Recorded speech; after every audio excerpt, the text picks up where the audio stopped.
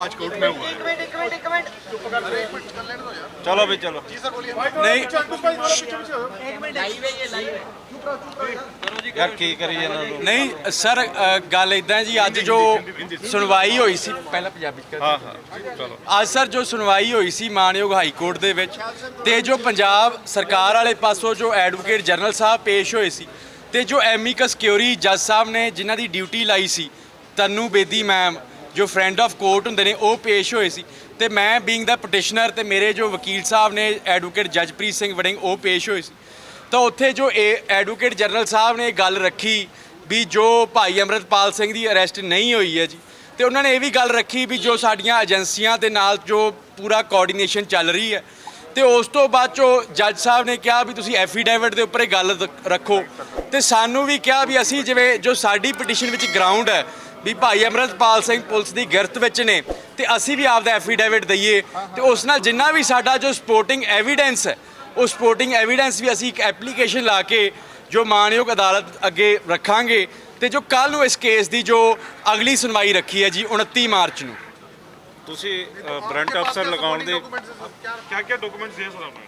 नहीं सर हमने आज जो ਅਸੀਂ ਜੋ ਆਪਦੀ ਐਪਲੀਕੇਸ਼ਨ ਲਾਉਣੀ ਹੈ ਤੇ ਕੱਲ ਨੂੰ ਡਾਕੂਮੈਂਟਸ ਔਨ ਰਿਕਾर्ड आ जाएंगे जी हिंदी से कर लिए। हिंदी में। खारा साहब ये बताएं कि आज कोर्ट में क्या हुआ है, सरकार ने क्या कहा, आपने क्या कहा? नहीं सर जो आज जो सरकार की तरफ से जो एडवोकेट जनरल साहब पेश हुए थे और जो तन्नू बेदी मैम है जो एमिकस क्योरी हैं फ्रेंड ऑफ कोर्ट हैं जिनको जज साहब ने अपॉइंट किया था वो पेश हुए थे और मैं इस केस में पटिशनर हूँ being the legal adviser of Waris Punjab के जथेबंदी और मेरी तरफ से एडवोकेट जजप्रीत सिंह वड़िंग पेश हुए थे। तो वहाँ पर जो एजी साहब ने ये एडवोकेट जनरल साहब ने ये बात कही कि जो भाई अमृतपाल सिंह की अरेस्ट नहीं हुई है और सारी एजेंसियों के साथ जो बातचीत चल रही है तो उस पर जो जज साहब ने कहा भी आप एफिडेविट पे ये बात बोल दो कोर्ट में और हमको कहा भी आपके पास अगर कोई सबूत है एफिडेविट कोई एविडेंस है तो आप पेश कर दो।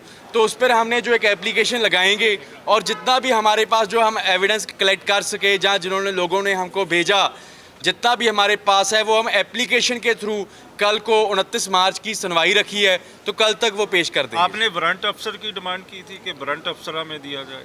नहीं वो शुरू में की थी जब 21 मार्च को ये एप्लीकेशन फाइल की थी उसके बाद आज हमारी कोई वारंट ऑफिसर की प्रेयर नहीं थी क्योंकि हमें पता नहीं है वारंट ऑफिसर होता भी कोई खास पुलिस स्टेशन में रेड करवाना हो तो हमें अभी तक इतना पता नहीं है किसी मर्जी पुलिस स्टेशन में हो सकते हैं भाई अमृतपाल सिंह कहीं मर्जी हो सकते हैं। तो सरकार ने क्या कहा है कि अमृतपाल को पकड़ने के बिल्कुल नज़दीक है सरकार या क्या कहा है?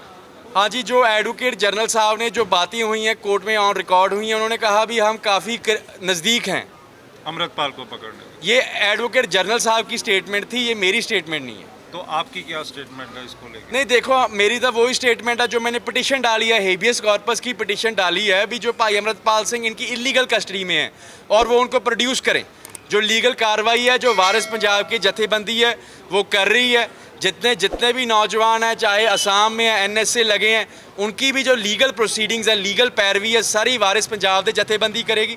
वारिस पंजाब की लीगल टीम वहाँ पर जाएगी सारा जायज़ा लेगी वहाँ जो कानूनी प्रोसीडिंग्स वहाँ पर करने वाली हैं असम में वो वारिस पंजाब की जथेबंदी करेगी और नहीं कोई। और यहाँ पर भी जितने भी नौजवानों पर ये जिनको इलीगल कस्टडी में जो 200 सवा 250 नौजवानों को पंजाब में इलीगल कस्टडी में रखा था उनकी जो सारी की सारी जो लीगल कार्रवाई है वारिस पंजाब दे कर रही है और वारिस पंजाब दे करेगी। लेकिन सरकार तो कह रही है हमने रिलीज कर दिया है उनको। नहीं काफ़ी शायद मेरी जितना मैंने न्यूज़ में देखा था न्यूज़ मीडिया में देखा था कुछ को रिलीज़ कर दिया है और अभी तक काफ़ी अंदर हैं काफ़ी के जो गार्डियंस हैं पेरेंट्स हैं उनके मुझे फ़ोन आ रहे हैं किसी को 353 में झूठे केस में फंसा दिया किसी और झूठे केस में उनमें डाला जा रहा है 107 की उनकी बेलें रिजेक्ट कर दी जो होना नहीं चाहिए था। तो उन सभी की जो लीगल प्रोसीडिंग्स की पैरवी है वो वारिस पंजाब दे करेगी। तो तरह तरह की चर्चाएं भी चल रही हैं क्योंकि आप उनके वकील हैं तो कहा जा रहा है कि अमृतपाल यूपी में देखे गए हैं इसी तरह नेपाल में है तो आपका क्या मानना है? नहीं देखो जी, आजकल टेक्नोलॉजी जो एआई टेक्नोलॉजी आ चुकी है, किसी भी चीज़ को आज हम जो एक फेक फोटोग्राफ्स, फेक वीडियोस बन सकती हैं, जो वर्ल्ड के दूसरों देशों के प्रेसिडेंट हैं, उन अमेरिका वर्ग के देशों की, उनकी जो फेक जो फोटोज़ बन सकती हैं, तो ये तो जो कोई मर्जी कर सकता है। जो हमारा स्टैंड पिटिशन वाला है, हेबियस कॉर्पस वाला, अगर पुलिस के पास इतनी सारी जानकारी है तो जो देश की एजेंसियां लगी हैं, पंजाब की एजेंसियां, तो फिर पकड़ा अभी तक उनके हाथ क्यों नहीं कुछ लगा? तो हमें इसमें कुछ फिशी लग रहा है। एक प्रोपेगेंडा चलाया जा रहा है भाई अमृतपाल सिंह की इमेज को ख़राब करने के लिए, जो साथी थे उनकी इमेज को ख़राब करने के लिए। तो कुछ मीडिया चैनल्स भी इनके साथ हैंड इन ग्लव्स हैं। सर, जिस तरीके से ये सारे वीडियोस या फोटोग्राफ सामने आ रही हैं, क्या आपको लगता है कि ये सारा कुछ एक प्लानिंग के हिसाब से ही रिलीज़ किया जा रहा है और उसके अकॉर्डिंग ये सारा अपनी मनमर्जी से सारा कुछ किया जा रहा है? देखो ये हम पूरा मुझे इस चीज़ की एप्रीहेंशन पूरी है भी, ये जो कर रहे हैं एक प्लानिंग के तहत एक प्रोपेगेंडा। देखो काफ़ी एक जो पंजाब में पुलिस ऑफिसर हो और उनको यही ना पता हो भी शेरे पंजाब महाराजा रंजीत सिंह का झंडा किस तरह का था, जो मिसलों का झंडा किस तरह का था। तो ये सारा प्रोपेगेंडा, उनको इतना नहीं पता पंजाब में आईपीएस हैं और ये नहीं पता भी 1849 से पहले पंजाब का नक्शा क्या था। उसी नक्शे को ये कुछ और पेश कर रहे हैं, झंडे को कुछ और पेश कर रहे हैं। तो ये जो आईपीएस ऑफिसर्स हैं, ये जो ऑफिशियल्स हैं, ये किसी सरकार के एजेंडा तहत काम कर रहे हैं। क्योंकि ये तो एक 10वीं के बच्चे को भी पता होता है जो पंजाब में रहता है भी पंजाब का झंडा कैसा था पहले सिख राज का, और जो बाकी जो सिख राज का नक्शा कैसा था। उस नक्शे में देखिए एक साइड पे तो ब्रिटिश ईस्ट इंडिया कंपनी लिखा है, दूसरी साइड पे तो दूसरे मुल्कों का नाम लिखा है। तो एक जो प्रोपेगेंडा के तहत जो सिख कौम को मैं कहूँगा जो बदनाम करने की कोशिश हो रही है जी। भाई साहब, एजी ने अंदर ये बोला है कि हम अमृतपाल को पकड़ने के बहुत नजदीक है, ऐसा कुछ? हाँ जी, उन्होंने जो कोर्ट में ये बोला है, एजी साहब ने, ऑन रिकॉर्ड है ये बात, इतने लोग खड़े थे वहाँ पर भी हम जो नज़दीक हैं। ये जो सरकार की उन्होंने ये जो उनको इंस्ट्रक्शंस मिली हैं, एजी साहब ने कहा भी जैसे ही मुझको इंस्ट्रक्शंस मिली हैं उसके अकॉर्डिंगली हम काफ़ी नज़दीक हैं। अच्छा, यदि पुलिस जिस तरह से पुलिस बोल रही है कि तो आप मानते हो कि उनको सरेंडर कर देना चाहिए, या आपकी बात सही है या पुलिस की बात सही है? नहीं देखिए जी, हमें जो शुरू से एप्रीहेंशन है, जिसके बेसिस पे मैंने हेबियस कॉर्पस डाली है भी उनकी पुलिस की इलीगल कस्टडी में। यदि पुलिस की इलीगल कस्टडी में नहीं है तो आप क्या अपील करना चाहोगे कि उसको सरेंडर कर देना चाहिए? नहीं, मैं कोई जब मेरी पिटीशन का ग्राउंड ही है पुलिस की इलीगल कस्टडी में, तो मैं कैसे मान लूँ कहीं पर बाहर है? तो ये एक नैरेटिव है, एक प्रोपेगेंडा है भी। पुलिस के पास कोई एविडेंस है नहीं का। जितना भी वो रिप्लाई में वो केसेस डाले थे, 307 वाला, अजनाले वाला, है ना जी, वो सारे उनका कोई एविडेंस नहीं है। वो जितने भी वारिस पंजाब के मेंबर हैं उनको इलीगली डिटेन करके, उनको पता है क्योंकि उनकी प्रोसिक्यूशन कोर्ट में फेल हो जाएगी, तो उनको ऐसा अंदर रखो और इनकी जो करैक्टर असैसिनेशन करो और इमेज को मलाइन कर दो। इसी प्रोपेगेंडा के तहत ये जो पंजाब की मशीनरी चल रही है गवर्नमेंट की। ईमान जी, कैसे देखते हो जो अमृतसर से लेके नेपाल का जो एस्केप रूट दिखाया जा रहा है, बताया जा रहा है नेपाल से वो पाकिस्तान, थाईलैंड या किसी और भी देश जा सकते हैं, इसको आप किस तरह से देखते हो? क्योंकि ये एस्केप रूट छोटा नहीं है, बहुत बड़ा है। नहीं देखो, मैं तो ये समझता हूँ पंजाब में 80,000 पुलिस मुलाजिम हैं, 100-150 गाड़ियों का काफिला था। मीडिया को ये बात पता नेपाल में कौन सा रास्ता है, राजस्थान में कौन सा रास्ता है, तो एजेंसियों और पुलिस को क्यों नहीं पता? इतने दिन हो चुके हैं, 10 दिन के करीब हो चुके हैं। अगर सारे रास्ते पता हैं तो ये बात कोई ऑन रिकॉर्ड क्यों नहीं यार? ये कुछ उनको कुछ पकड़ा क्यों नहीं जा रहा फिर उनसे? अगर ये मेरे हिसाब से सिर्फ नैरेटिव्स हैं, प्रोपेगेंडा है और कुछ नहीं। भारत सरकार ने पंजाब की आप बात कर रहे हैं, लेकिन कल एक इंटेलिजेंस रिपोर्ट आई है, वो कह रहे हैं कि दीप सिद्धू के परिवार ने तो उस एनजीओ के डॉक्यूमेंट दिए ही नहीं है, तो आप वारिस पंजाब डे के लिए कह रहे हैं कि हम फाइट करेंगे लीगली। लेकिन वो तो कह रहे हैं वारिस पंच आम डे, इस नाम से एक नया संगठन बनाया था और वो इस्तेमाल कर रहे थे वो मोगा में दीप सिद्धू की पॉपुलैरिटी को कैश करने की कोशिश कर जा रही है। नहीं जी, ऐसी कोई बात नहीं है। जितना मुझे मालूम है, मैंने जो रजिस्ट्री देखी है, जो बैबल इंसाफ मोर्चा में सुखराज सिंह न्यामी वाला हैं और उनके साथी गुरप्रीत सिंह हरीनौ हैं, उनके पास उन्होंने मेरे सारे डॉक्यूमेंट्स दिखाए हैं। रजिस्टर भी है वारिस पंजाब डे का, और किसी वारिस पंजाब डे की कोई बात कर रहे हैं, मुझे उसकी 2 जगह रजिस्टर्ड है। 2 जगह रजिस्टर सर, एक नहीं, जो भाई अमृतपाल सिंह वाली जो वारिस पंजाब डे है, उनके डॉक्यूमेंट्स मुझे गुरप्रीत सिंह हरीनौ और सुखराज सिंह के बैबल इंसाफ मोर्चा में मैंने देखे हैं। इस चीज़ की मैं पुष्टि कर सकता हूँ। ये दीप सिद्धू वाले ऑर्गेनाइजेशन से अलग है सर, या वही है? नहीं, ये जो लेगेसी है ये दीप सिद्धू की है। दीप सिद्धू की आइडियोलॉजी पे जो उन्होंने बात की थी, रिलीजियस रिफॉर्म्स की, सोशल रिफॉर्म्स की, पॉलिटिकल रिफॉर्म्स की, उसी आइडियोलॉजी पे तो डिनाई कर रहा है वगैरह, हमने कभी डॉक्यूमेंट दिए ही नहीं है। नहीं, मुझे उस चीज़ में बारे नहीं पता। मैंने तो जो रजिस्ट्री डायरी देखी है जो जथेबंदी की, मैंने मोर्चे में बैबल साहब मोर्चे में देखी है और इस चीज़ की मैं पुष्टि कर सकता हूँ। परिवार के बारे में मैं कुछ नहीं कह सकता। चलो ठीक है, ठीक है इमाम सर आ जाओ तो उरे आ जाओ। वो पिछली वाली करती है। आओ जी आओ वकील साहब।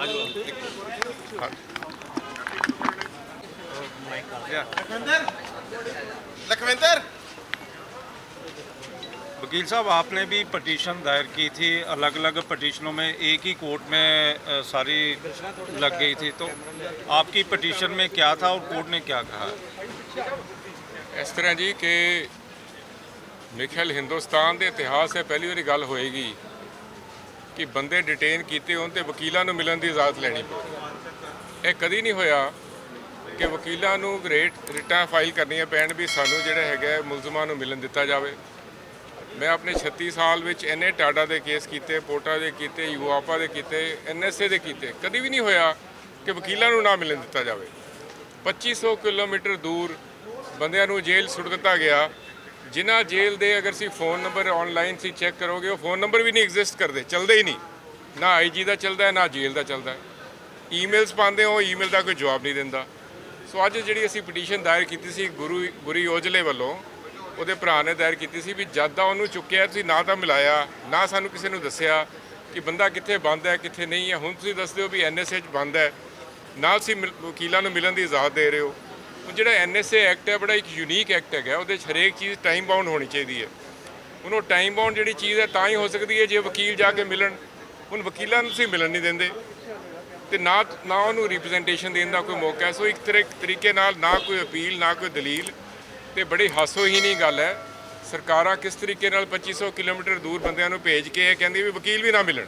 ਸੋ ਉਹਦੇ 'ਚ ਅੱਜ 10 ਤਰੀਕ ਵਾਸਤੇ ਨੋਟਿਸ ਕਰ ਦਿੱਤਾ। ਜਸਟਿਸ ਮੰਜਰੀ ਨਹਿਰੂ ਦੇ ਕੇਸ ਲੱਗਿਆ ਸੀਗਾ ਤੇ 10 ਤਰੀਕ ਨੂੰ ਉਹਦੀ ਸੁਣਵਾਈ ਹੋਏਗੀ। ਤੇ ਜਿਹੜਾ ਦੂਸਰਾ ਮੇਨ ਕੇਸ ਸੀਗਾ ਸਰ, ਉਹਦੇ ਵਿੱਚ ਅੱਜ ਕੋਰਟ ਨੇ ਕਿਹਾ ਕਿ ਜਿਹੜੇ ਤੁਸੀਂ ਕਹਿ ਰਹੇ ਹੋ ਕਿ ਇਲੀਗਲ ਕਸਟਡੀ ਹੈ, ਤਾਂ ਤੁਸੀਂ ਇੱਕ ਐਡੀਸ਼ਨਲ ਜਿਹੜੇ ਵੀ ਫੈਕਟਸ ਹੈਗੇ ਨੇ ਉਹ ਕੋਰਟ ਦੇ ਸਾਹਮਣੇ ਰੱਖੋ ਤਾਂ ਕਿ ਅਸੀਂ ਵਾਰੰਟ ਆਫੀਸਰ ਉਸੇ ਹਿਸਾਬ ਨਾਲ ਅਪਾਇੰਟ ਕਰ ਦਈਏ। ਦੇਖੋ ਇਸ ਤਰ੍ਹਾਂ ਕਿ ਮੇਰਾ ਉਹ ਕੇਸ ਨਹੀਂ ਹੈ, ਪਰ ਅਦਾਲਤ ਨੇ ਇਹ ਕਿਹਾ ਹੈ ਵੀ ਐਡਵੋਕੇਟ ਜਨਰਲ ਦਾ ਇਹ ਬਿਆਨ ਹੈ ਵੀ ਇਲੀਗਲ ਕਸਟਡੀ ਨਹੀਂ ਹੈ। ਤੁਹਾਡੇ ਕੋਲ ਕੋਈ ਸਬੂਤ ਹੈਗਾ ਤੇ ਐਫੀਡੇਵਿਟ ਤੇ ਲਗਾਓ, ਐਫੀਡੇਵਿਟ ਤੇ ਲਗਾਓਗੇ ਮੈਂ ਕੰਸੀਡਰ ਕਰ ਲਾਂਗਾ। ਸੋ ਉਹ ਜਿਹੜਾ ਕੱਲ ਆਪਣਾ ਪੇਸ਼ ਕਰਨਗੇ, ਜੇ ਕੋਈ ਸਬੂਤ ਹੈਗੇ ਤੇ ਅਦਾਲਤ ਦੇਖ ਲੇਗੀ। IG ਤੋਂ ਵੀ ਕੰਸਰਨਡ IG ਤੋਂ ਵੀ ਰਿਪਲਾਈ ਹਾਂ ਰਿਪਲਾਈ ਮਿਲੇਗਾ। केंद्र सरकार को आज नोटिस हुआ है, किस लिए नोटिस हुआ? यार आराम नाल इन सारे केसों में सिर्फ इन सारे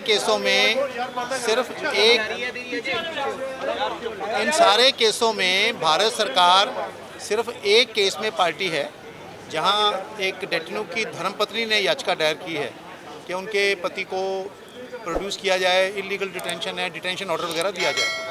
उस केस में अदालत ने हमको 11 अप्रैल के लिए नोटिस जारी किया है। मिनिस्ट्री ऑफ होम अफेयर्स उसके अंदर उन्होंने पार्टी बनाई है। 10 अप्रैल तक हम रिप्लाई फाइल करेंगे। सिर्फ एक केस में हम पार्टी हैं, जो बाकी सारे 3-4 केसेस हैं उसमें भारत सरकार पार्टी नहीं है।